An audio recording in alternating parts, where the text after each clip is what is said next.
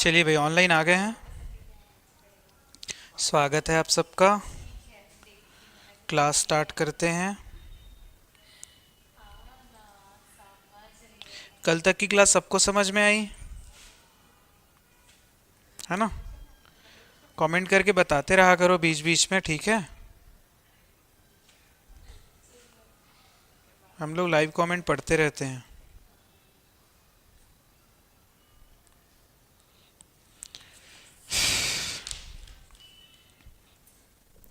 चलिए, कलचुरी राजवंश चल रहा है ना? अब ये कई युगों तक चलेगा, ठीक है? चलिए, कल कहाँ तक देखा था हमने? जाजल देव प्रथम, है ना? छठा शासक था वो, सॉरी पांचवा शासक था कलचुरी राजवंश का, है ना? जाजल देव प्रथम, बहुत ज़्यादा विस्तार में देखा हमने उनके बारे में, ठीक है? उसके बाद यहाँ से सातवां शासक देखेंगे, जल्दी जल्दी करते हैं, बहुत टाइम हो जाएगा, है ना? देखो, रत्नदेव आएंगे, अगर सीरीज देखेंगे सीक्वेंस में, रत्नदेव, पृथ्वीदेव, जाजलदेव, फिर रत्नदेव, पृथ्वीदेव, जाजलदेव, है ना? इसको अच्छे से ध्यान में रखना। तो अभी देखो, रत्नदेव प्रथम आ चुके हैं, पृथ्वीदेव प्रथम आ चुके हैं, है ना? जाजलदेव प्रथम भी आ चुके हैं। अब कौन आएगा यहाँ पे? रत्नदेव द्वितीय, ठीक है? इनका राज्य वर्ष रहेगा जाजलदेव ने कहाँ पे छोड़ा था? 1120 में, है ना? जाजलदेव ने छोड़ा था 1120 में, तो 1120 से इनका 1135 रहेगा, ठीक है? 15 वर्ष का। देखो, पहले वाले का 20 वर्ष, दूसरे वाले का 25 वर्ष, तीसरे वाले का फिर से 20 वर्ष, चौथे वाले का 25 वर्ष, और पांचवा वाला जो कि बड़ा था, है ना, बहुत सर्वाधिक शक्तिशाली था, इसकी वजह से ज़्यादा रहेगा। गुड इवनिंग सबको, है ना? तो वो 30 साल का हुआ। अब 30 का आधा कर देते हैं, फिर से 15 साल, ठीक है? चलिए, अब देखो, ये कौन है? ये हैं जाजलदेव के पुत्र हैं, ठीक है? जाजल प्रथम के पुत्र हैं। एक चीज ये हो गई, ठीक है? इनको क्या कहा जाता है? पहला ये हो गया। दूसरा देखना, इनको जगत सिंह, जगत सिंह, ठीक है? या फिर जगत का सिंह, एक ही मतलब हुआ, जगत का सिंह, ठीक है? ये उल्लेख कहाँ पे मिलता है कि ये जगत का सिंह है, इनको कहा जा रहा है? ये मिलता है इनकी मुद्राओं में, ठीक है? मुद्राओं में। एक चीज बताना, हम लोग आपको कितनी बार पूछ रहे हैं, है ना, कि कौन ऐसे लोग हैं, कितने लोग हैं जो व्हाइट बोर्ड देख के लिख रहे हैं, ठीक है? कितने लोग हैं जो व्हाइट बोर्ड देख के लिख रहे हैं? जब हम लोग पूछते हैं तो आप लोग कुछ बताते नहीं हो, उसके बाद किसी का मैसेज आता है कि क्लियर नहीं दिख रहा है करके, है ना? ब्लू वाला जो इंक से हम लोग लिख रहे हैं वो क्लियर नहीं दिख रहा करके। तो जब पूछ रहे हैं तो बता क्यों नहीं रहे हो? ठीक है, तो बताओगे तभी तो उसको, जो भी है उसको सॉल्व किया जाएगा ना। तो जब पूछने से बताओगे तभी तो पता चलेगा, ठीक है? चलिए, यहाँ तक हो गया। मुद्राओं में क्या बोला जा रहा है? इनको जगत का सिंह या जगत सिंह, है ना? एक और चीज देख ले रहे हैं, इनके 4 ताम्रपत्र मिल रहे हैं, 4 ताम्रपत्र, ठीक है? और ये कहाँ कहाँ से मिल रहे हैं? पहला है 4 ताम्रपत्र, ये सबके सब ना जांजगीर चांपा के आसपास के हैं, ठीक है? सबके सब है जांजगीर चांपा के। पहला है अकलतरा, अभी फटाफट लिखना, अकलतरा हो गया, शिवरी नारायण हो गया, सब जाना पहचाना नाम है ना? तीसरा नाम हो गया पारा गांव, सबको पता है। चौथा हो गया सरखो, सरखो, सर को बोलते हैं ना, वैसा क की जगह में ख है, सरखो, ठीक है? एक चीज ये हो गई 4 ताम्रपत्र मिल गए। उसके बाद आगे चल के देखते हैं, यहाँ पे ध्यान देना। देखो, जाजल प्रथम के पुत्र हैं, ठीक? इनको क्या कहा जा रहा है? इनकी मुद्राओं में जगत सिंह या जगत का सिंह कहा जा रहा है। ये भी हो गया। कितने ताम्रपत्र मिले हैं? 4 ताम्रपत्र, अकलतरा, शिवरी नारायण, पारागांव और सरखो से, है ना? अब ये क्या, एक बात यहाँ पे देखना कि जो इनके पिता थे जाजल प्रथम, है ना, पिता ने क्या किया था? पिता ने क्या किया था? घोषणा किया था कि मैं त्रिपुरी के अधीन नहीं हूं, अब मैं एक स्वतंत्र शासक हूं, है ना? तो इन्होंने इन जो जो पिता ने इनका इनके पिता ने घोषणा की थी, ठीक है। क्या किया था इन्होंने, इनके पिता ने त्रिपुरी से अलग, है ना, त्रिपुरी से स्वतंत्रता की। लेकिन क्या हुआ था, वो पूरी तरीके से स्वतंत्र नहीं थे, किसी किसी चीजों में थे, है ना, बट पूर्णतः स्वतंत्र नहीं हुए थे। इस बात को ध्यान देना, पूर्णतः स्वतंत्र नहीं थे, है ना, स्वतंत्र नहीं थे, नहीं हो पाए थे। जार्जलदेव ने घोषणा की थी, अपनी मर्जी का काम किया था, सब चीज कर दिया था, बट फिर भी कुछ ना कुछ उनके ऊपर से दबाव था, उनके कंट्रोल में था, किनके, त्रिपुरी के कलचुरियों के कंट्रोल में अभी भी दक्षिण कोसल का जो कलचुरी राजवंश है वो था। तो इसके बाद पिता ने कर दिया था घोषणा, लेकिन पूर्णतः स्वतंत्र हुए थे क्या, नहीं हुए थे। तो उसके बाद क्या होता है कि जो रत्नदेव है, रत्नदेव द्वितीय है ना, ये भी क्या करते हैं, पिता के समान स्वतंत्रता की घोषणा, ठीक है। इन्होंने भी क्या किया, पिता के समान स्वतंत्रता की घोषणा कर दिया। पिता नहीं स्वतंत्र हो पाए तो क्या हो गया, है ना, ठीक है, पिता नहीं स्वतंत्र हो पाए तो क्या हुआ, ठीक है, इन्होंने भी किया स्वतंत्रता की घोषणा। तो इसके बाद क्या हुआ, जब इन्होंने घोषणा की, ठीक है, तो घोषणा के बाद क्या हुआ, यहां से त्रिपुरी कलचुरी का शासक, है ना, त्रिपुरी कलचुरी, वो शासक कौन था उस समय, गया कर्ण, गया कर्ण, ठीक है, ये कौन था, शासक था त्रिपुरी का, समझ गए। तो ये जो गया कर्ण था, त्रिपुरी का जो शासक था, है ना, उसने क्या किया कि बाप तो बहुत ताकतवर था उस समय, जाजल प्रथम के ऊपर आक्रमण नहीं किया था त्रिपुरी के कलचुरियों ने, है ना, लेकिन पुत्र को थोड़ा सा कमजोर समझ के इन्होंने क्या किया, जो गया कर्ण है इसने क्या किया, आक्रमण किया, है ना, आक्रमण किया। किसके ऊपर किया भाई, रत्नदेव द्वितीय के ऊपर किया, है ना। परिणाम क्या हुआ इसका, परिणाम क्या हुआ, ये गया कर्ण पराजित हो गया, है ना, पराजित हो गया, गया कर्ण पराजित हो गया, ठीक। तो रत्नदेव ने इसके बाद क्या किया, क्योंकि रत्नदेव गुस्से में था, ठीक है, एक तो चुपचाप बैठे इधर अपने स्वतंत्रता की घोषणा करके, और तुम हम पर आक्रमण कर रहे हो। तो उसके बाद इसने पूर्ण स्वतंत्रता की घोषणा कर दी।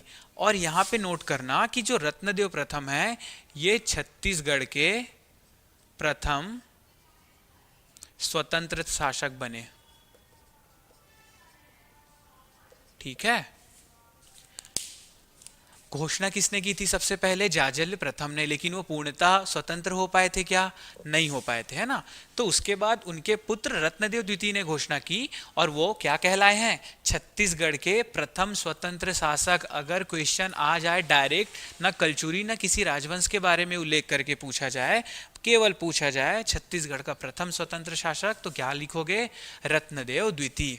यहां तक की जानकारी सबको समझ आ गई। इसके बाद क्या हुआ था, एक और शासक था, उसको भी बड़ा शौक था इसके ऊपर आक्रमण करने का, नाम आप सबको पता है, कौन था, अनंतवर्मन, है ना, अनंतवर्मन, ठीक है। इसने क्या किया, इसने भी आक्रमण किया, अनंतवर्मन चूर्णगंज ने, है ना, चोड़गंग या चूर्णगंग, है ना, उसने क्या किया, आक्रमण किया। और आक्रमण किया तो ये जो हुआ, ये शिवरी नारायण के पास आक्रमण किया था, है ना, शिवरी नारायण,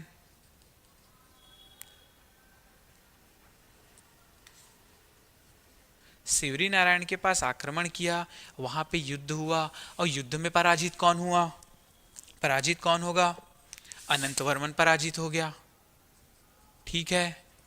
यहां तक कहानी समझ आई। त्रिपुरी के कलचुरी नरेश, गया कर्ण ने आक्रमण किया, वो भी पराजित हो गया, और अनंतवर्मन जो कि उड़ीसा का शासक है, उसने भी आक्रमण किया रत्नदेव द्वितीय के ऊपर, वो भी पराजित हो गया, ठीक है। इसके बाद क्या हुआ, रत्नदेव द्वितीय की हिम्मत बहुत बढ़ गई थी, क्योंकि जो बड़े बड़े दो शासक थे, एक तो त्रिपुरी का कलचुरी राजवंश बहुत ही प्रख्यात और विशाल था, है ना, तो उसने आक्रमण किया और उसके राजा को इन्होंने पराजित कर दिया। उसके बाद अनंत वर्मन चूर्णगंग, जो कि उड़ीसा का नरेश था, और उड़ीसा और जो दक्षिण बस्तर का जो पश्चिमी क्षेत्र है वो भी उसके अधिकार में था, इन्होंने उनको भी पराजित कर दिया। तो इससे हिम्मत बढ़ेगी ही ना, आपको युद्ध जीतोगे तो आपकी हिम्मत बढ़ेगी ना, ठीक। तो इसके बाद इन्होंने क्या किया, अभी तक तो 2 आक्रमण इनके ऊपर हुए, उसको इन्होंने जीत लिया। अब इन्होंने क्या किया कि यही चले गए आक्रमण करने के लिए, कौन, रत्नदेव द्वितीय। तो ये किसके ऊपर आक्रमण किया इन्होंने, गौड़ नरेश, है ना, गौड़ नरेश नाम है, क्या नाम है गौड़ नरेश का, शशांक, ठीक है। शशांक के ऊपर आक्रमण किया, है ना। आक्रमण करके क्या हुआ, पराजित कौन होगा भाई, कौन जीत रहा है अभी तक से, रत्नदेव द्वितीय। तो शशांक क्या हो गया, पराजित हो गया, है ना। उसके बाद भी इसका मन नहीं भरा, उसके बाद भी इसका मन नहीं भरा, तो ये क्या करेगा फिर, उसके बाद ये सीधा चले गया कहाँ पे, गौड़ नरेश शशांक को पराजित करने के पश्चात ये सीधा चला गया भंज राजाओं के पास, है ना, हखोदू, भंज राजा हखोदू, है ना, हखोदू को पराजित किया, ठीक है। हखोदू को क्या किया इसने, पराजित किया। और इनकी जो राजधानी थी, है ना, यह हखोदू सॉरी भंज राजाओं की जो राजधानी थी, राजधानी का नाम था खिज्जिंग, खिज्जिंग, खिज्जिंग, है ना, वहां पे आक्रमण किया था रत्नदेव द्वितीय ने, ठीक है। यहां तक जानकारी सबको समझ आई, ठीक। 4 आक्रमण हुआ है ना। पिता के समान इन्होंने घोषणा की त्रिपुरी के कलचुरियों से स्वतंत्र रहने की, फिर त्रिपुरी के कलचुरी नरेश गयाकर्ण ने क्या किया, ले स्वतंत्र होना है, तो इसने स्वतंत्र करने के लिए आया, लेकिन खुद ही स्वतंत्र होके चले गया, ठीक है। एक चीज ये हो गई। उसके बाद अनंतवर्मन चूर्णगंज, उसको भी पता था, हारने का शौक था, उसने भी आके आक्रमण किया, ठीक है, उसको भी प्रसाद मिला यहाँ से, दोनों गए, ठीक। उसके बाद अब आगे के 2 आक्रमण कौन कर रहा है, रत्नदेव द्वितीय। पहले उन्होंने किसके ऊपर आक्रमण किया, गौड़ देश के शासक शशांक के ऊपर। उसके पश्चात भंज राजा, उनकी जो राजधानी थी, है ना, खिज्जिंग, है ना, उनके ऊपर आक्रमण करके वहां का जो शासक था हखोदू, है ना, उसको पराजित किया। यहां तक सबको समझ आया, 8 पॉइंट मैंने लिखा दिया है। उसके बाद देखो इनके सामंत आएंगे, है ना, सामंत में एक जो लिखना, पुरुषोत्तम राज, पुरुषोत्तम राज, ठीक है, पुरुषोत्तम राज, है ना। और एक सामंत है पुरुषोत्तम राज, उसके बाद एक और सामंत है वल्लभ राज, है ना, वल्लभ राज। दूसरे सामंत का नाम क्या है, पहले सामंत का भूल जाओ, कौन से उसका था, कौन से वर्ग का था, वैश्य वर्ग का था, ठीक है, वैश्य वर्ग का था। यह मैं पूछूंगा जब हम लोग सामाजिक स्थिति पढ़ेंगे और धार्मिक स्थिति पढ़ेंगे, उस समय मैं पूछूंगा, ठीक है। तो वल्लभराज वैश्य वर्ग का था। इसने क्या किया, ठीक है, इसने क्या किया, जांजगीर में, है ना, जांजगीर चांपा में कुछ निर्माण कार्य करवाए हैं इन्होंने, ठीक है। तो पहला जो निर्माण कार्य करवाया इन्होंने, विकर्णपुर महल, है ना, विकर्णपुर महल, या फिर इसी को विकर्ण महल भी कहते हैं, और इसका दूसरा नाम क्या है, कोटगढ़, है ना, कोटगढ़। ये किला नहीं है, ठीक है, ध्यान रखना, किला भी आया नहीं है, हम लोग जो पढ़े थे ना वो किला था, ये क्या है, कोटगढ़, ये महल है, उसका नाम क्या है, विकर्णपुर महल या विकर्ण महल, है ना, और दूसरा नाम क्या है, कोटगढ़, है ना। कहाँ पे निर्माण हो रहा है जांजगीर चांपा में जांजगीर चांपा में निर्माण हुआ। एक चीज और इन्होंने जांजगीर चांपा में बनवाई, ठीक है, रेवंत मंदिर, रेवंत मंदिर। अब ये रेवंत क्या है, आप लोग मेरे को कल बताना, ठीक है। रेवंत मंदिर जो है, तो ये रेवंत क्या है ये रेवंत जो नाम लिखा है मैंने, शब्द है, वो क्या है उसका मतलब, ठीक है। तो जांजगीर चांपा में दो चीजें, विकर्णपुर महल जिसका दूसरा नाम है कोटगढ़, और क्या है, एक रेवंत मंदिर, ठीक है। किसने बनाया, वल्लभराज ने, ठीक। यहाँ तक की जानकारी सबको समझ आ गई है ना। शासन किसका है यहाँ पे, रत्नदेव द्वितीय 1120 से 1135, 1120 से 1135, ठीक है। अब देखना, इनके तीन पुत्र थे, कितने पुत्र थे, तीन पुत्र थे, ठीक है। पहला जो रहेगा रत्नदेव के बाद उसका पुत्र कौन आएगा, पृथ्वी, तो पृथ्वीदेव द्वितीय पहला पुत्र। दूसरा पुत्र है अकाल देव, अकाल है ना, दूसरा पुत्र है अकाल देव। तीसरा पुत्र है जय सिंह, ठीक है। तीन पुत्र हैं इनके, पृथ्वीदेव द्वितीय, अकाल देव और जय सिंह। यहां तक की जानकारी सबको समझ आ गई। किसी को कोई डाउट हो तो कमेंट करो, स्क्रीनशॉट ले लेना इसका फटाक से।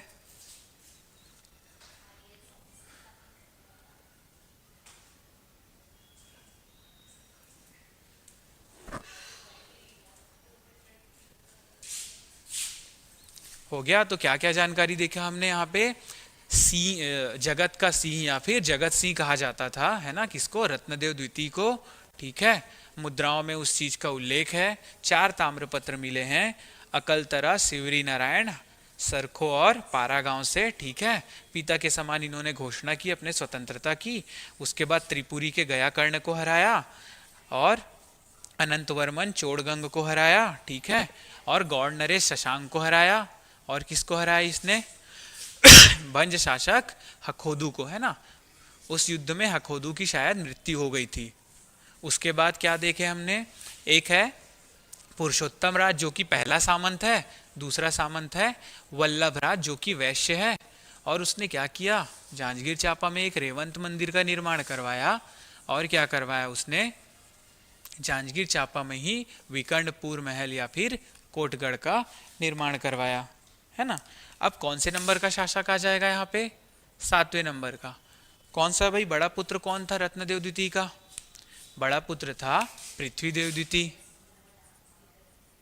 पृथ्वीदेव द्वितीय। अब देखो 1120 से 1135, 1120 से 1135, तो इनका जाजलदेव का 30 वर्ष का था, उसके पुत्र का 15 वर्ष का। अब रत्नदेव के पुत्र का फिर से 30 वर्ष का आ जाएगा। तो यहाँ पे क्या हो गया, कहाँ पे छोड़ा था हमने, 1135 में। तो 1135 से लिखना 1165, 30 वर्ष का हो गया, 30 वर्ष का हो गया, ठीक। यहाँ तक सबको समझ आया है, ठीक। चलिए अब इनका देखना, इनके सर्वाधिक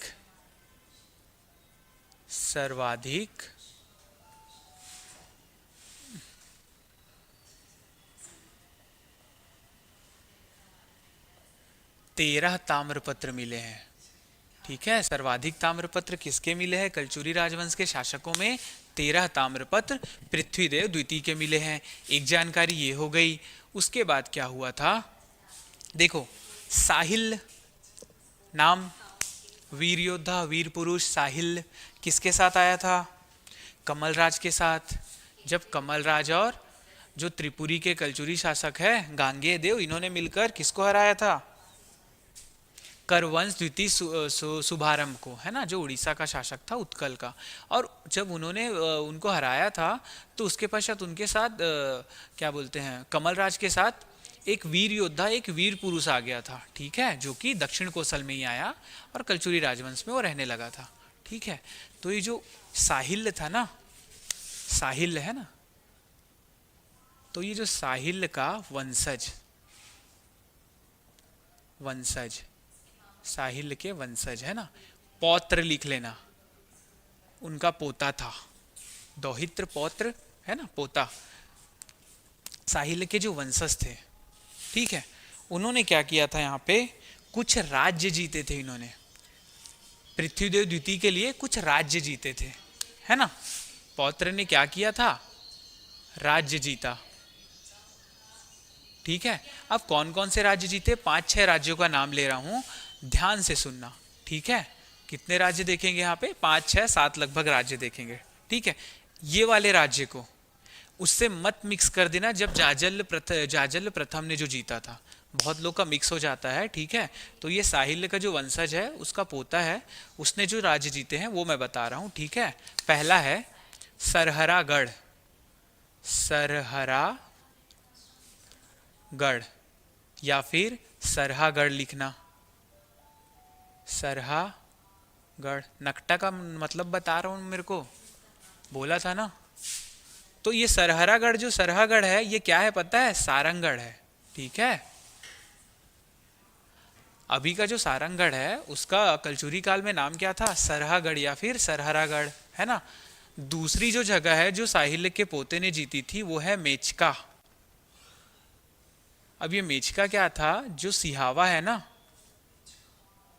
उसका उस काल में नाम क्या था, मेचका का नाम क्या था, सॉरी सिहावा का नाम क्या था उस काल में, मेचका था। पहला क्या है, सरहरागढ़ है, दूसरा क्या है, मेचका है। सरहरागढ़ सारंगढ़, मेचका मतलब सिहावा हो गया।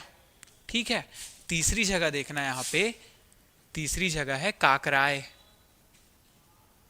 और ये जो काकराय है ये क्या है, कांकेर है। कहीं कहीं पे ये कांतार दिखेगा आपको। ठीक है, कांतार दिखेगा, जो काकराय है वो क्या दिखेगा, कांतार दिखेगा। और इसका मतलब क्या है, ये कांकेर है।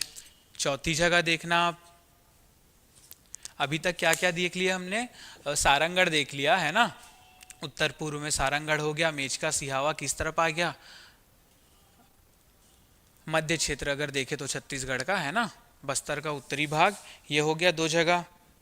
उसके बाद क्या देखा हमने, काकराय देख लिया, कांकेर। ठीक है, उसके बाद क्या देखेंगे, कांदा डोंगर, कांदा डोंगर नाम याद करना है ना।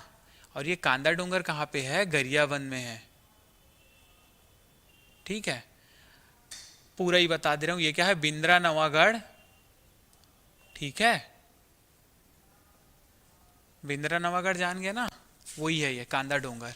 ठीक है, उसके बाद 5वीं जगह है कुसुम भोग, कुसुम भोग। और ये कुसुम भोग कहाँ पे था, धमतरी में था, कुसमर्रा तहसील, है ना। बस धमतरी लिख लो, लिखना है तो कुसमर्रा तहसील लिख सकते हो, है ना। कुसुम भोग 5 जगह हो गई। पहला क्या है, सरहरागढ़ सारंगढ़, दूसरा है मेचका सिहावा, कुसुम भोग, धमतरी, कांदा डोंगर, है ना, बिंदा नवागढ़, और क्या है वही गरियाबंद में है, काकराय हो गया। अब यहाँ पे एक चीज जो मेरे को किसी ने पूछा था टेलीग्राम में, यहाँ पे पहली बार नाम आ रहा है भ्रमर कोट्य, भ्रमर कोट्य, इसी को लिख सकते हो भ्रमरवध, भ्रमर कोट्य हो गया, भ्रमरवध हो गया, भ्रमरखंड भी लिख सकते हो। ठीक है, तो ये जो 6 जगह थी इसको किसने जीता था, साहिल्य के वंशज ने, जो कि उनका पोता था। ठीक है, साहिल्य के वंशज ने, जो कि उनका पोता था। पहला है सरहरागढ़ सारंगढ़, दूसरा है मेचका सिहावा, तीसरा है काकराय कांकेर, कुसुम भोग धमतरी, और कांदा डोंगर, बिंदा नवागढ़, गरियाबंद, और लास्ट में क्या है, भ्रमरकोट्य, भ्रमरवध या फिर भ्रमरखंड। यहां तक समझ आ गया। अब देखो नाम क्या है इसका, पता है क्या अभी तक, नहीं। तो ये जो पौत्र है इसका नाम है जगपाल। ठीक है, क्या है, सॉरी क्या नाम है, जगतपाल, है ना, जगपाल नहीं लिखना, जगतपाल लिखना। नाम क्या है, जगतपाल। साहिल्य के पोते का नाम क्या मिल रहा है यहाँ पे, जगतपाल मिल रहा है। अब देखो जगतपाल अगर कोई नगर बसाएगा तो नगर का नाम क्या रहेगा, जगतपाल अगर कोई नगर बसाएगा तो नगर का नाम क्या रहेगा, जगपालपुर। अभी के कौन से नगर के जैसा लग रहा है ये, जगपालपुर, जगदलपुर, जगपालपुर क्या है? यही तो जगदलपुर है। ठीक है, जगपालपुर ही क्या है? जगदलपुर है। किसने बसाया? जगतपाल ने। ठीक है, यहाँ तक सबको समझ आया। उसके बाद देखो, राजिम में कौन सा मंदिर है? हाँ, राजीव लोचन मंदिर। निर्माण किसने करवाया था? नलवंश जब पढ़ रहे थे तो विलासतुंग एक शासक आया था, है ना? नलवंश में एक शासक हुआ विलासतुंग, ठीक है। उसने क्या करवाया था? राजीव लोचन मंदिर का निर्माण करवाया था। तो जगतपाल ने क्या करवाया? इसी मंदिर का जीर्णोद्धार करवाया। जगतपाल ने क्या करवाया? इस मंदिर का जीर्णोद्धार करवाया। यहां तक सबको समझ आ गया? जगतपाल ने क्या करवाया? राजीव लोचन मंदिर का जीर्णोद्धार करवाया। ठीक है, ठीक है। इतनी सारी जगह जीती इन्होंने, है ना? इतनी सारी जगह जीती इन्होंने, और क्या किया? अपने नाम से एक शहर बसाया। शहर का नाम क्या था? अपने ही नाम पे था, जगपालपुर, जो अभी वर्तमान का जगदलपुर है। ठीक। और राजीव लोचन मंदिर का किसने बनवाया था? विलासतुंग ने, नलवंशी शासक है, उसी मंदिर का इसने जीर्णोद्धार करवाया। ठीक है, यहाँ तक सबको समझ आ गया? अब देखो यहाँ से क्या होगा। बार बार कौन आक्रमण कर रहा है? जो परेशान कर रहा है बहुत पहले से, जो पहले से आके जिसने आक्रमण किया है कलचुरी पे, अनंत वर्मन चूर्णगंग। ठीक है, अनंत वर्मन चूर्णगंग भी लिख सकते हो, चोड़गंग भी लिख सकते हो, है ना? अनंत वर्मन ने फिर से क्या किया? इसने फिर से क्या किया? इतनी बार वो आक्रमण कर रहा है और वो पराजित हो जा रहा है। ठीक है, अनंत वर्मन क्या कर रहा है? बार बार आ रहा है ना? और बार बार पराजित हो जा रहा है। तो फिर से वो आके आक्रमण करेगा क्या? नहीं। तो इस बार क्या हुआ? अनंत वर्मन पर आक्रमण हुआ। किसने किया? पृथ्वी द्वितीय ने। ठीक है, पृथ्वीदेव द्वितीय ने आक्रमण किया अनंत वर्मन के ऊपर। और क्या हुआ? अनंत वर्मन क्या होगा? इस युद्ध में फिर से पराजित होगा। ठीक है, वो जो मैं बोल रहा था ना कि नकटा, यही है नकटा। ठीक है, बार बार से पराजित हो जा रहा है। अनंत वर्मन फिर से पराजित हो गया। और उसके बाद अनंत वर्मन इतना भयभीत हुआ, है ना, इतना भयभीत हुआ कि ये भाग कर कहां चले गया? समुद्र तट पर चले गया, है ना? मतलब पृथ्वीदेव ने इतना दौड़ा के मारा इसको, है ना, कि ये भाग के कहां पे चले गया? सीधे समुद्र तट पे चले गया। कौन? अनंत वर्मन। ठीक है, किसने पराजित किया? पृथ्वीदेव द्वितीय ने। अब क्या हुआ? ये अनंत वर्मन, है ना, पुनः पुनः अपनी शक्तियों का समायोजन करके फिर से आक्रमण करने के लिए आ रहा है। ठीक है, पुनः आक्रमण करने के लिए आ रहा है। ठीक है, पुनः आक्रमण करने के लिए आया। कहां पे? पृथ्वीदेव द्वितीय के ऊपर। लेकिन आक्रमण करने से पहले ही मृत्यु हो जाती है। किसकी? अनंत वर्मन की। समझ गए? अब यहां पे अनंत वर्मन कभी नहीं आएगा। पृथ्वीदेव द्वितीय ने क्या किया? अब इसका खेल खत्म करना है करके अनंत वर्मन के ऊपर आक्रमण किया। उस समय ये अनंत वर्मन कहां पे था? चक्रकोट में था। और ये चक्रकोट कहां पे है? बस्तर वाला चक्रकोट, चित्रकूट का जो अभी का नाम है ना, बस्तर का पश्चिमी क्षेत्र। तो देखो, उड़ीसा पश्चिमी क्षेत्र से ही लगता है। तो वहां उड़ीसा का शासक था और बस्तर का पश्चिमी क्षेत्र, चित्रकूट चक्रकोट वाला जो हिस्सा है, वो किसके अंडर था? वो अनंत वर्मन के अंडर में था। ठीक है, उसके अधिकार में था। तो पृथ्वीदेव ने वहीं पर जाके इस पर आक्रमण किया है। उसके घर में गया, वहीं पर इस पर आक्रमण करके इसको पराजित किया बुरी तरीके से, और इसको मार करके कहां पर भगा दिया? समुद्र तट पर भाग कर चले गए अनंत वर्मन। उसके बाद पुनः पृथ्वीदेव के ऊपर ये आक्रमण करने के लिए आ रहा था, लेकिन आक्रमण करने से पूर्व ही अनंत वर्मन की मृत्यु हो जाती है। ठीक है, उसके बाद कौन आएगा? अनंत वर्मन का पुत्र, है ना? तो क्या होगा? अनंत वर्मन का पुत्र, नाम क्या है?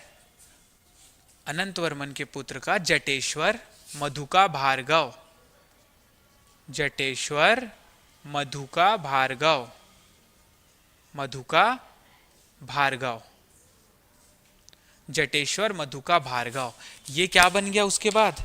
ये गद्दी पर बैठ के ये शासक बन गया, है ना, ये शासक बन गया। तो पृथ्वीदेव द्वितीय जो था वो बहुत बुद्धिमान था। उसने क्या किया, अगर अभी इसका कुछ नहीं किया गया, किसका, जटेश्वर मधु का भार्गव का, तो वो भी पिता के समान मेरे ऊपर कभी ना कभी आक्रमण करेगा, या फिर मेरे आने वाली पीढ़ी के ऊपर आक्रमण करेगा। तो पृथ्वीदेव द्वितीय ने क्या किया, ये जो जटेश्वर मधु का भार्गव है ना, इसको कैद कर लिया।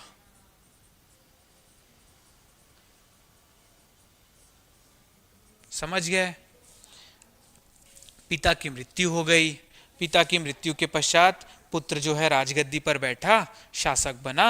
तो उसको क्या किया पृथ्वीदेव द्वितीय ने, इसको भी कैद करके कारावास में डाल दिया। यहाँ तक की कहानी सबको समझ आ गई। कौन से राजा का राज्यवर्ष पढ़ रहे हैं अभी? कौन से शासक के बारे में विवरण जानकारी पढ़ रहे हैं? पृथ्वीदेव द्वितीय। उनका काल था 1135 से 1165। ठीक है। अब इसके बाद 2-4 लाइन की छोटी छोटी जानकारी है जो देखते चलना है ना, क्योंकि यहाँ पे अनंतवर्मन की कहानी खत्म हो गई, उनके पुत्र जटेश्वर मधु का भार्गव की भी कहानी खत्म हो गई। ठीक है। अब देखो इन्होंने क्या किया था, स्वर्ण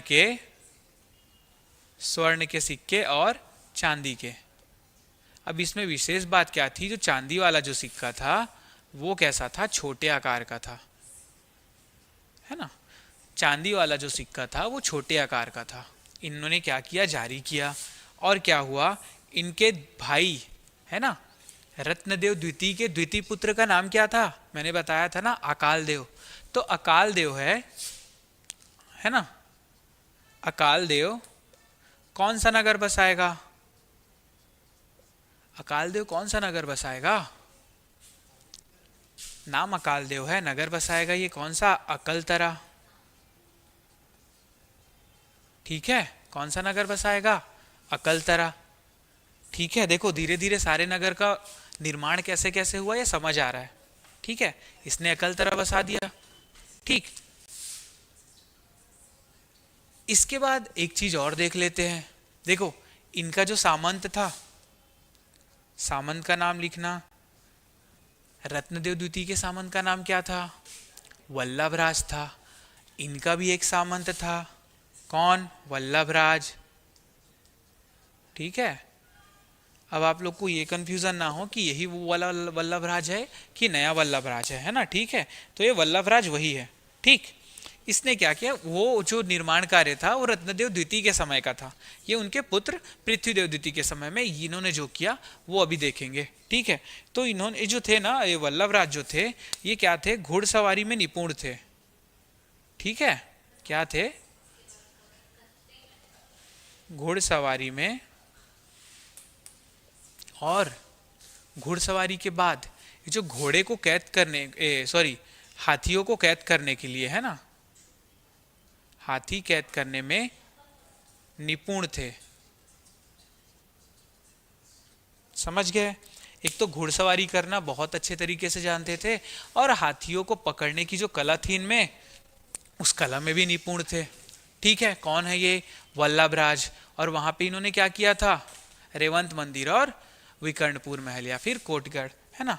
अब यहाँ पे एक चीज इनके बारे में जानकारी मिल जाती है। उसके बाद ये क्या करते हैं, खारंग झील सुने हो, खारंग झील का निर्माण करवाया। अब ये खारंग झील, खारंग नदी, ठीक है, खारंग झील का निर्माण करवाया इन्होंने। खारंग झील कौन सी नदी पे, कौन सी नदी इसका विस्तार है, खारंग नदी। और खारंग नदी में कौन सा बांध है, छत्तीसगढ़ का बहुत विख्यात बांध है। आप लोग मेरे को कमेंट करके बताना। ठीक है, पहली चीज जो बता रहा हूँ, बताया मैंने, पूछा है, वो जो कल आप आंसर करोगे अभी कर सकते हो, रेवंत का मतलब क्या होता है। और दूसरी चीज क्या है, क्या ये खारंग झील जो है, नदी तो मैंने बता दिया, खारंग झील, खारंग नदी पे कुछ एक विशेष चीज बना हुआ है। है ना, कुछ भी चीज हो सकता है, वो मेरे को आप बताना। ठीक है, यहां तक ये निर्माणकार कौन करवा रहा है? वल्लभराज। वल्लभराज कौन है? सामंत है। सामंत किसका? पृथ्वीदेव द्वितीय का सामंत है। ठीक, यहां तक सबको समझ आ गया बात? ठीक, अब इसके बाद ब्रह्मदेव। ये ब्रह्मदेव कौन है? ये भी सामंत है। पिता के 2 सामंत थे, पुत्र के भी 2 सामंत है। ब्रह्मदेव ने क्या करवाया भाई? ब्रह्मदेव भी सामंत है, ये भी तो कुछ कार्य करेगा। ठीक, तो इसने क्या करवाया? आपको सबको पता है नरसिंहनाथ कहाँ पे है? नरसिंहनाथ कहाँ पे है? संबलपुर। तो संबलपुर में नरसिंहनाथ मंदिर। गए हो गया आप लोग में से कोई, है ना? ठीक है, नरसिंहनाथ मंदिर कहाँ पे? संबलपुर में। और उसके बाद नारायणपुर में। नारायणपुर छत्तीसगढ़ वाला है ना?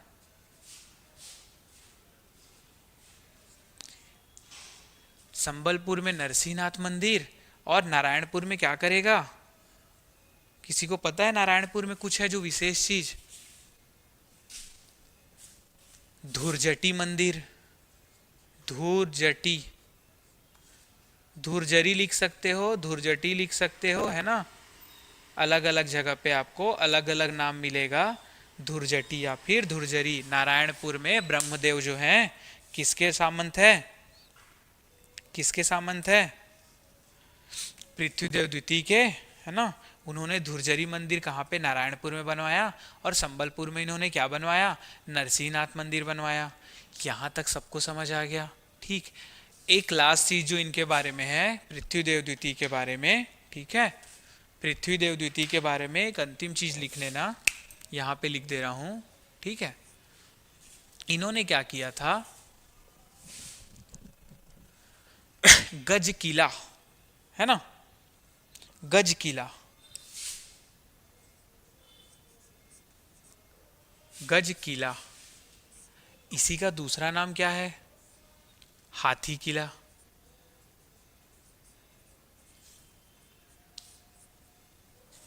कोई है क्या रतनपुर से? ठीक, गज किला या फिर हाथी किला कहाँ पे? रतनपुर में निर्माण करवाया था। ठीक है, अब यहाँ पे एक चीज जो क्वेश्चन घुमा के पूछते हैं, ये गज किले का जो निर्माण है ना, जो निर्माण है वो प्रारंभ हुआ था, प्रारंभ किसके समय में हुआ था? रत्नदेव प्रथम के समय में। और पूर्ण किसके समय में हुआ? उसके पुत्र पृथ्वीदेव, सॉरी रत्नदेव द्वितीय, और यहाँ पे पृथ्वीदेव द्वितीय के समय में। ठीक है, पिता ने प्रारंभ करवाया, पुत्र द्वारा वो कंप्लीट हुआ। ठीक है, समझ गए? ये कहाँ पे है? रतनपुर का जो पुराना बस स्टैंड था ना, वहीं पे है। क्या है? गज किला या फिर हाथी किला, रतनपुर के पुराने बस स्टैंड के पास। वहीं पे आपको गोपाल वीर की मूर्ति भी मिल जाएगी। अब ये गोपाल वीर कौन है? ये जब ये आगे क्लास चलेगी, है ना, तो जो शासक आएंगे, तो जब उनकी भी उनका उल्लेख होगा, उनके बारे में जानकारी देखेंगे, तब ये पता चलेगा। ठीक, यहाँ तक सबको समझ आ गया? कोई भी डाउट है? कमेंट करो। ठीक, अब देखो यहाँ पे जब पृथ्वीदेव का कार्यकाल खत्म होगा द्वितीय का, उससे पहले देखो इनके 3 पुत्र थे। रत्न रत्नदेव द्वितीय के भी 2 पुत्र थे, अब पृथ्वीदेव द्वितीय के भी 2 पुत्र हैं। ठीक है, पृथ्वीदेव द्वितीय के यहाँ पे, सॉरी 3 पुत्र थे, और यहाँ पे पृथ्वीदेव द्वितीय के भी 3 पुत्र हैं। यहाँ पे ध्यान देना बेटा, है ना? पहला जो पुत्र है, आवाज कम करो। ठीक है, यहाँ पे क्या है? जो पृथ्वीदेव द्वितीय का जो पहला पुत्र है, यहाँ पे ध्यान से, ठीक है, यहाँ पे थोड़ा सा दिक्कत हो जाएगा। यहाँ से थोड़ा सा जो सीरीज चल रहा है ना, रत्नदेव जाजल, पृथ्वीदेव जाजल देव, है ना, यहाँ पे थोड़ा सा एक ट्विस्ट है। ठीक, इनके 3 पुत्र थे। पहला जो पुत्र था, पहला जो पुत्र है, ठीक है, वो है जगदेव। जगत देव या जगदेव, जगत देव या जगदेव। दूसरा जो पुत्र है वो है जाजल देव द्वितीय, ठीक है। और जो तीसरा पुत्र है, ये पहला हो गया जगत देव या जगदेव, दूसरा है जाजल देव द्वितीय। अब उसके बाद जो तीसरा है वो है कनिष्ठ, और ये तीनों नाम आपको याद रखना है, ठीक है। चलिए, है ना, इसका एक बार स्क्रीनशॉट ले लो, ठीक है।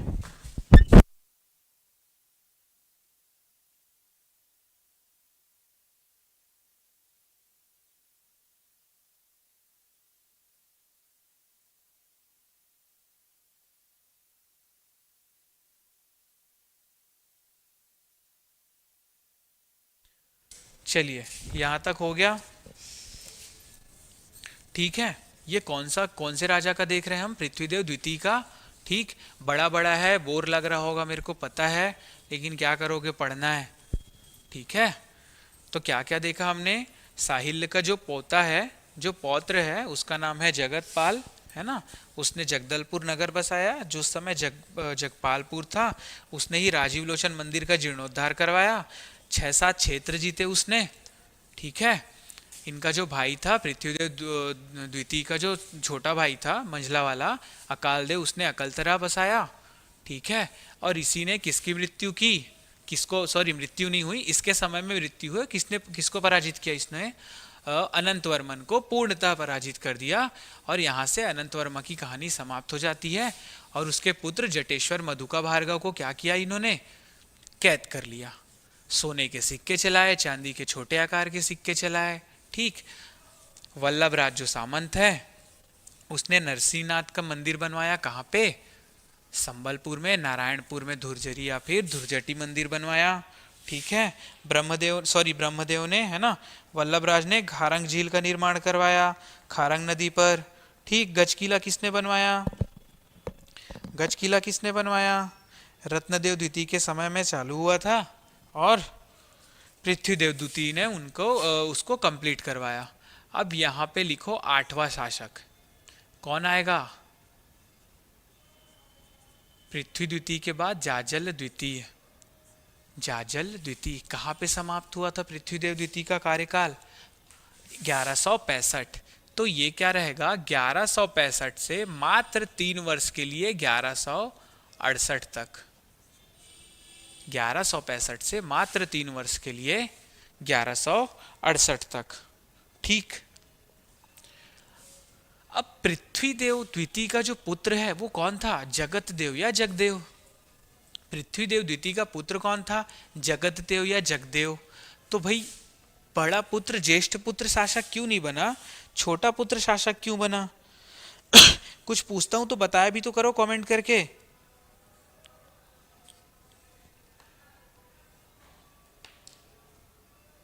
चलो आगे देखते हैं ना। तो देखो, यहां पे एक चीज मिलती है, रत्नदेव तृतीय, द्वितीय नहीं ना, जो तृतीय, जो अभी आया नहीं है, ठीक है, उसका खरौत शिलालेख।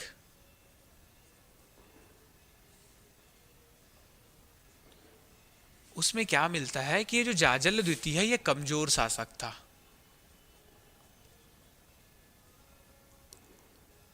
ठीक है। अब ये कमजोर शासक था तो शासक कैसे बन गया?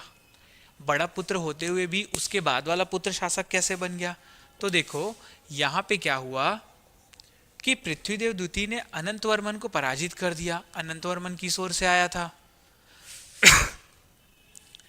उड़ीसा से आया था, ठीक। अब यहां पे जानकारी क्या मिलती है कि पूर्व से, है ना, पूर्व में आक्रमण था, पूर्व से आक्रमण, है ना, पूर्व से आक्रमण हो रहा था। किस पर? यहां पे रतनपुर में। किनका आक्रमण था? गंगों का था, गंगों का आक्रमण था पूर्व दिशा की ओर से रतनपुर पर। तो इसी आक्रमण को रोकने के लिए, रोकने हेतु रतनपुर के बाहर सीमा में, है ना, जहां से प्रवेश करते दुश्मन, वहां पे रोकने हेतु कौन गया, कौन जाएगा? बड़ा बेटा क्या नाम है, क्या नाम है? जगदेव। जगदेव। तो ये कहाँ पे था? जगदेव जो है वहां पे था। ठीक है, इसके लिए वो शासक नहीं बना, क्योंकि ये जो है रोकना, यही तो क्या, ये तो विशेष कार्य है ना, यही तो महत्वपूर्ण कार्य है कि शासक बन के बैठ जाता और आक्रमण होने देता, ये थोड़ी ना है। मुख्य कार्य, विशेष कार्य, महत्वपूर्ण कार्य क्या था कि गंगों का जो आक्रमण है उसको रोका जाए। तो उस आक्रमण को रोकने के लिए जो विशेष कार्य है उसको करने के लिए कौन गया? जगदेव, क्योंकि ये शक्तिशाली था, ये प्रतापी था थोड़ा सा। ठीक है, तो जगदेव गया। अब यहाँ पे शासक कौन बना? इसी के लिए शासक कौन बन गया? जाजलदेव द्वितीय बन गया। ठीक है, यहाँ पे समझ आया। अब देखो, यहां से फिर कलचुरियों का आक्रमण होता है। ठीक है, यहां से फिर कलचुरियों का आक्रमण होता है। इससे पहले देख लो कि इनके 3 ताम्रपत्र मिल रहे हैं, जाजलदेव द्वितीय के 3 ताम्रपत्र मिल रहे हैं। किसके?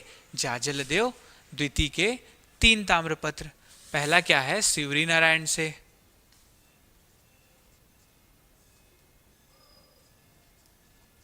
ठीक है, ये मिक्स मत करना, आप लोग को लग रहा होगा कि मिक्स हो जाएगा करके, है ना, लेकिन बार बार पढ़ोगे, धीरे धीरे पढ़ोगे। मैं भी तो कभी पहला बार पढ़ा रहा हूँगा ना, सब पहली बार पढ़ते हैं, लेकिन बार बार पढ़ो तो चीज़ें याद होती हैं। ठीक, एक शिवरी नारायण से मिल गया, एक मिला मल्हार से, और एक मिला आमोदा से, एक मिला आमोदा से। ठीक है, शिवरी नारायण से, मल्हार से, आमोदा से। किसके ताम्रपत्र हैं? जाजलदेव द्वितीय के ताम्रपत्र हैं।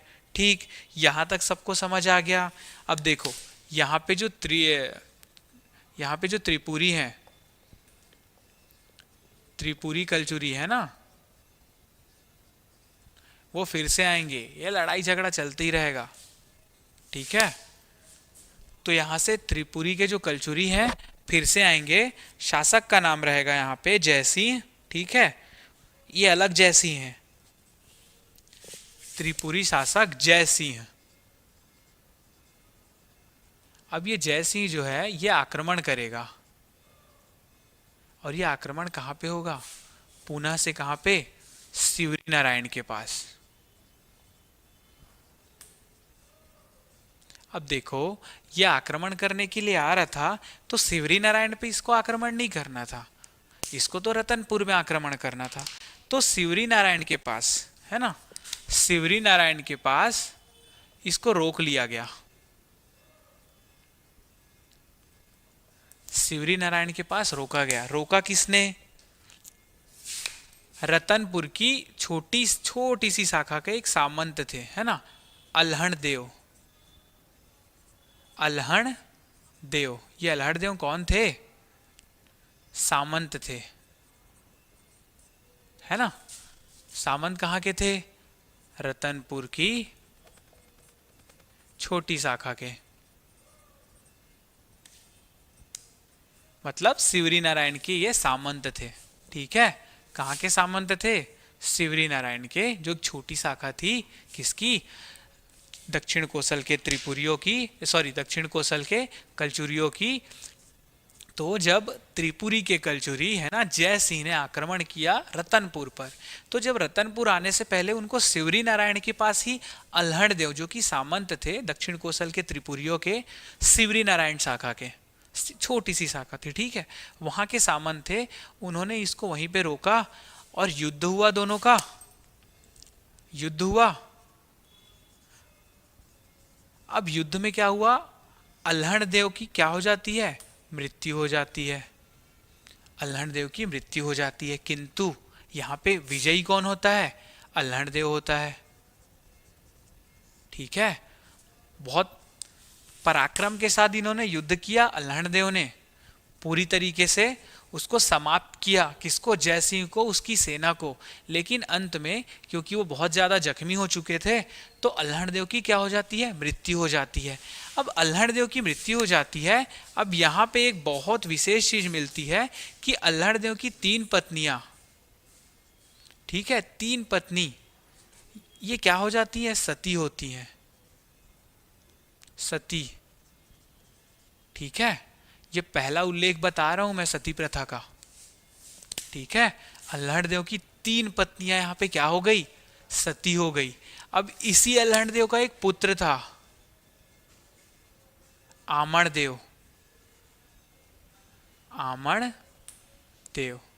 अब ये जो आमणदेव है इसका पालन पोषण है ना, इसकी शिक्षा दीक्षा की व्यवस्था कौन करता है इसके बाद? जाजलदेव द्वितीय। क्योंकि जब उसको बताया जाता है कि अल्हड़देव ने जयसिंह को रोका शिवरी नारायण के पास, उसने बहुत भीषण युद्ध किया, अपना पराक्रम दिखाया, फिर भी अंत में क्योंकि बहुत ज्यादा वो जख्मी हो चुके थे उनकी मृत्यु हो जाती है। उनकी तीनों पत्नियां चूंकि सती हो चुकी है, अब उनका एक बालक है जो कि बहुत छोटा है, तो वो अब अकेले हो चुका है, तो उसकी शिक्षा दीक्षा की जिम्मेदारी है ना, पालन पोषण कौन करता है? पालन पोषण है ना, जाजलदेव द्वितीय द्वारा। ठीक है, यहां तक सबको समझ आ गया? यहां तक सबको समझ आ गया? इसका एक बार स्क्रीनशॉट अभी मत लो, ठीक है। अब देखो, अब जब जाजलदेव द्वितीय की मृत्यु हो जाती है, जाजलदेव द्वितीय की मृत्यु हो जाती है, 3 वर्ष का ही इसका कार्यकाल रहा है, तो 90वें क्रम के जो शासक आएंगे उनका नाम रहेगा, जो इनका बड़ा भाई है, क्या नाम है? जगदेव या जगतदेव, है ना, जगदेव या जगतदेव। अब यहाँ पे फ्लो टूटा है, ठीक है, यहाँ पे फ्लो टूटा है, जाजल, पृथ्वी या फिर रत्नदेव ये नहीं आए हैं, यहाँ पे जगदेव आए हैं। और इनका कार्यकाल कब से कब तक रहेगा? 1168 से 1178 तक, 10 वर्ष का। इनके समय में बस केवल एक जानकारी मिलती है कि जो राज्य था अव्यवस्थित था, राज्य जो था क्या था? अव्यवस्थित था। तो इन्होंने क्या किया? अव्यवस्थित राज्य में शांति की स्थापना की, शांति स्थापित किया। ठीक है, शांति स्थापना। और क्या? जो भी विसंगतियां थी, है ना, जो अव्यवस्थित था उसको सबको शांति स्थापना करके व्यवस्थित किया।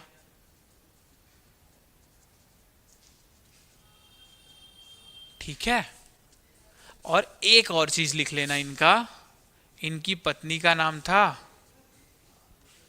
सोमल्ला। फिर से कंफ्यूज हो गए क्या? रत्नदेव प्रथम की पत्नी का नाम नोनल्ला, पृथ्वीदेव प्रथम की पत्नी का नाम राजल्ला, जाजलदेव प्रथम की पत्नी का नाम लाच्छल्ला। ठीक है, और यहाँ पे जगदेव की पत्नी का नाम सोमल्ला। भाग रहे हो सब, मेरे को पता है, किसी को कुछ समझ आ नहीं रहा है। ठीक है, यहां तक जगदेव तक देख लिए। इसका एक बार स्क्रीनशॉट ले लेना।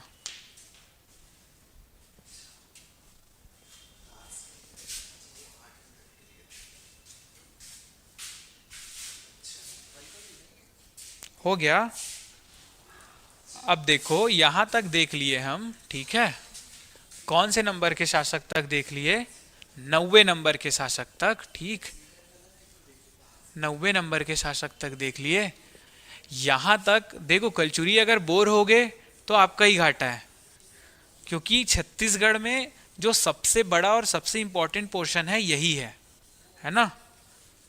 और आप ऐसा नहीं है कि वनडे एग्जाम में अगर मेंस भी लिखते हो तो भी है, इवन इंटरव्यू में भी यहां से क्वेश्चन आएंगे ही, क्योंकि एक ही वंश है जिसके बारे में आप यहाँ पे पढ़ोगे। सामाजिक स्थिति, धार्मिक स्थिति, आर्थिक स्थिति, इसके बाद आप मराठा काल का पढ़ोगे, केवल 2 काल का। उसके बाद जो अंग्रेजों का है वो तो पढ़ना ही होता है, वो तो थोड़ा सा रहेगा। ठीक, तो यहाँ तक आपको समझ आ गया हो। अच्छा, आप लोग में से बहुत लोग को लग रहा होगा कि सर तो टेस्ट लेने वाले थे, तो अभी टेस्ट की तैयारी नहीं हो पाई है ना। स्क्रीन वगैरह रहेगा जिसमें से जो बोर्ड देख के लिख रहे हैं या फिर बोर्ड देख के पढ़ते हैं, ठीक है, उनके लिए क्वेश्चन अगर मैं लिखते रहूँगा तो एक क्लास में 2 या 3 ही क्वेश्चन हो पाएगा, है ना। तो जो सुन के लिख रहे हैं उनके लिए मैं बोलूँगा और जिनको देख के लिखना है उनके लिए यहाँ पे स्क्रीन में आपको दिखेगा कि जो भी क्वेश्चंस है वो, ठीक है। तो ये मैं जानकारी कल दे नहीं पाया था, ठीक, तो आज वही बताना था कि जो ये क्वेश्चन वाला है, क्वेश्चन आंसर जो सीरीज करेंगे हम, वो पहले से मैं बता दूंगा, टाइम उसके लिए आपके पास रहेगा, 3-4 दिन पहले ही बता दूंगा कि हाँ इस वीक में हम लोग क्वेश्चन आंसर करेंगे, ठीक है। तो आज तक के लिए क्या पढ़े, जगत देव तक से पढ़े, यहाँ से 1178 तक का समय क्रॉस हो चुका है, पूर्ण हो चुका है। आगे जब हम कल पढ़ेंगे 10वें नंबर का शासक, 17 शासक है लेकिन ये 10 शासक तक बस बड़ा बड़ा है, कल भी एक छोटा सा शासक रहेगा, कल 10 से लेके 17 तक एक साथ ही कंप्लीट हो जाएगा, ये हम ट्राई करेंगे, ठीक है। चलिए आज क्लास के लिए धन्यवाद, इतना ही, धन्यवाद।